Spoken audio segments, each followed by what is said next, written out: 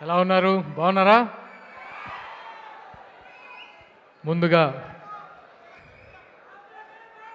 అన్నయ్య చిరంజీవి గారి జన్మదిన శుభాకాంక్షలు. ఇక్కడికి విచ్చేసిన మెగా అభిమానులకి, మన జనసేన కార్యకర్తలకి, వీర మహిళలకి, అలాగే మన నాయకులు శాసనసభ్యులు బొలిశెట్టి శ్రీనివాస్ గారికి అందరికీ మనస్ఫూర్తిగా నమస్కారాలు. ప్రతి సంవత్సరం దసరా జరుపుకుంటాం, దివాళీ జరుపుకుంటాం, వినాయక చవితి జరుపుకుంటాం, హనుమాన్ జయంతి జరుపుకుంటాం. ఎంత భక్తి శ్రద్ధలతో జరుపుకుంటామో అలాగే చిరంజీవి గారి పుట్టినరోజు కూడా అలాగే భక్తి శ్రద్ధలతో ఆర్గనైజ్ చేస్తున్న స్వామినాయుడు గారికి మీ అందరికీ మనస్ఫూర్తిగా ధన్యవాదాలు. ఎక్కడి నుంచి స్టార్ట్ చేయాలో అర్థం కావట్లేదు.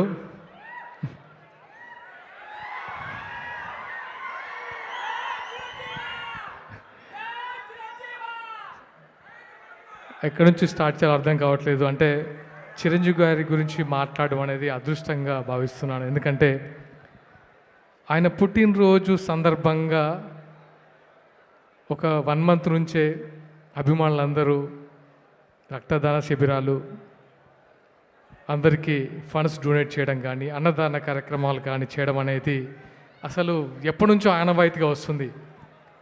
ఆయన ఎంతమందిని ఇన్స్పైర్ చేశారంటే తన అభిమానుల్ని సేవా మార్గంలోకి నడిపించడం అనేది చిరంజీవి గారికి మాత్రమే స్వంతం. ఎందుకంటే ఈ మధ్య నేను చూశాను, సూర్య గారు, నాట్ ఓన్లీ అభిమానులు, తమిళ్ హీరో సూర్య గారు చిరంజీవి గారి స్ఫూర్తితో చాలామందిని చదివించి డాక్టర్లుగా తీర్చిదిద్దారు. ఆయన ఇంటర్వ్యూలో ప్రత్యేకంగా ఆయన స్ఫూర్తి ఎవరంటే మన మెగాస్టార్ చిరంజీవి గారి గురించి చెప్పారు. సో అంటే ఆయన గురించి ఒక మాటలో చెప్పాలంటే ఆయన ఒక ఆకాశం. ఆయన నిచ్చెనేసుకొని ఆయన ఇంకా సాధించడానికి కానీ, ఆయన అధిరోహించడానికి కానీ ఇంకా ఏం శిఖరాలు లేవు. ఆయన ఆల్రెడీ ఆ పొజిషన్లో ఉన్నారు. రాజకీయాలకు అతీతంగా, అంటే సినిమా రంగంలో అతీతంగా ఆయన ఒక ఆ స్టేజ్లో ఉన్నారు. కాబట్టి ఆయన కొత్తగా ఎన్ని సినిమాలు తీసినా అది కేవలం మన అభిమానుల కోసం మాత్రమే అది తీస్తున్నారు.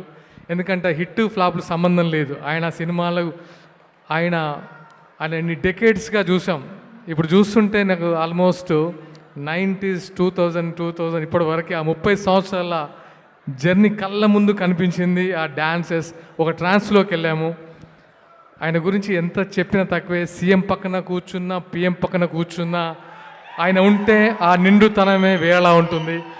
అంతకు మించి ఇంకా నేను చెప్పలేను. ఎందుకంటే ఏదైనా సభ జరుగుతుంటే అది సీఎం గారి ప్రోగ్రామ్ అయినా, పిఎం గారి ప్రోగ్రామ్ అయినా సరే ఆయన కూర్చుంటే అది ఆహ్లాదకరంగా ఉంటుంది, ఒక నిండుతనంగా ఉంటుంది, ముఖ్యంగా ఒక పాజిటివ్ ఎనర్జీ ఉంటుంది. దట్ ఈస్ మన అన్నయ్య చిరంజీవి గారు. అండ్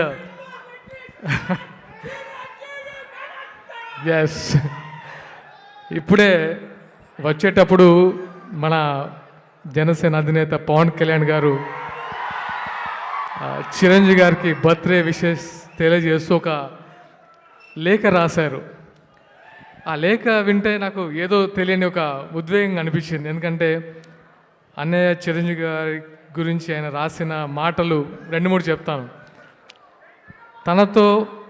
తనకు తమ్ముడుగా పుట్టడం అదృష్టంగా భావిస్తూ తన కష్ట సుఖాలని డైరెక్ట్గా చూసిన వ్యక్తి పవన్ కళ్యాణ్ గారు. విజయం వచ్చినా, అపజయం వచ్చినా విజయానికి పొంగిపోలేదు, అపజయానికి కృంగిపోలేదు. అంటే ఒక స్థితప్రజ్ఞతతో ఉన్న వ్యక్తి అన్నయ్య చిరంజీవి గారు అని ఆయన రాస్తుంటే నాకు చాలా చాలా సంతోషంగా అనిపించింది. ఎందుకంటే ఆయన వేసిన బాటలోనే మన జనసేనాని ఈరోజు ఒక డిప్యూటీ సీఎంగా అందరికీ సేవలు అందిస్తున్నారు. అలాగే ఎస్, మన ఓజీ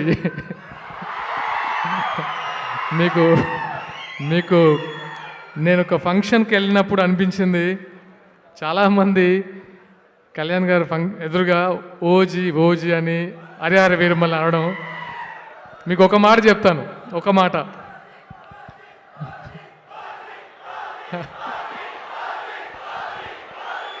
జస్ ఒక మాట, మీరు పవన్ కళ్యాణ్ గారిని డైరెక్ట్గా అబ్జర్వ్ చేస్తే ఆయన ఇన్బిల్ట్ ఆయనలో ఒక 100 మంది ఓజీలు ఉంటారు.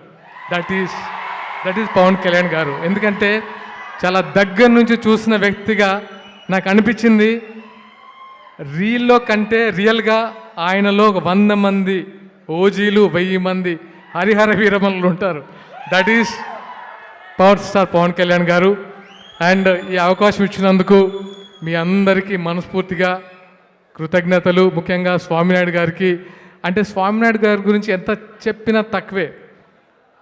అన్న శ్రీనన్న చెప్పినట్టు, బొలిశెట్టి శ్రీనన్న చెప్పినట్టు, ఒక హనుమంతుల్లాగా చిరంజీవి గారికి ఒక గొప్ప వరం స్వామినాయుడు గారు. నాకు అది మాత్రం అర్థమైంది. ఎందుకంటే ఇంతమంది అభిమానుల్ని ఒక తాటి మీద నడిపిస్తూ ఆయన కోసం వెన్నంటి ఉండి ఆయన జీవితం సాక్రిఫై చేసిన వ్యక్తి స్వామినాయుడు గారికి మనస్ఫూర్తిగా అభినందనలు.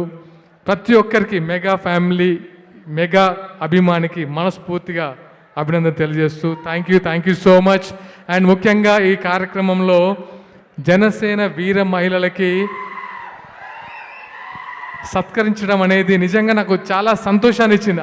అది విన్న తర్వాత నాకు మా వీర మహిళలు సత్కారం జరుగుతుందనేది నాకు నిజంగా చూడడానికి ముచ్చటేస్తుంది. ఎందుకంటే నాకంటే ముందు నుంచి ఉండొచ్చు, బట్ వాళ్ళ కష్టము, వాళ్ళు ఎలాంటి కష్టాలు పడుతూ ఉంటారంటే జనసేనాన్ని ముందుకు తీసుకెళ్ళడానికి వీర మహిళలు ముఖ్యంగా ధన్యవాదాలమ్మా. మీ పాత్ర మాకు మరవలేంది. ఎందుకంటే మిమ్మల్ని వీర మహిళలు అనాలని ఎందుకు అనిపించింది అంటే పవన్ కళ్యాణ్ గారికి నిజంగా మీరు ఆయన స్ఫూర్తితో ఎన్నో, అంటే ఫస్ట్ టైం మహిళలకి ఆయన ఇచ్చే గౌరవం కానీ ఆయన ఇచ్చిన ఇంపార్టెన్స్ కానీ ఈ పాలిటిక్స్లో ఎవరు ఇవ్వలేదు. అండ్ థ్యాంక్ యూ, ఆయన తరపున కూడా మీకు అభినందన తెలియజేస్తున్నాను. Thank you so much. Thank you Sagar garu. Thank you so much.